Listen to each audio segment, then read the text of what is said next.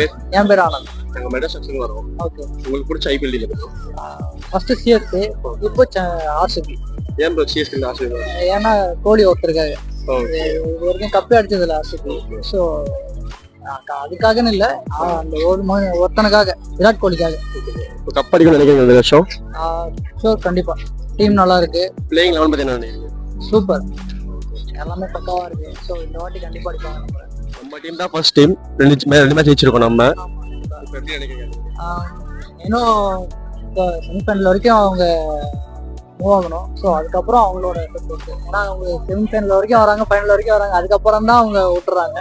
So இந்த வாட்டி இன்னும் எஃபெக்ட் போட்டு கொஞ்சம் ரொம்ப டீஸ் பண்றாங்க இந்த 5 கப்ஸ் லாலிபாப், அதெல்லாம் நீங்க என்ன பாக்குறீங்க? எல்லாரும் கலாய்க்கிறவங்க இருக்கிறாங்க. அதெல்லாம் ஒன்றும் எடுத்துக்க முடியாது.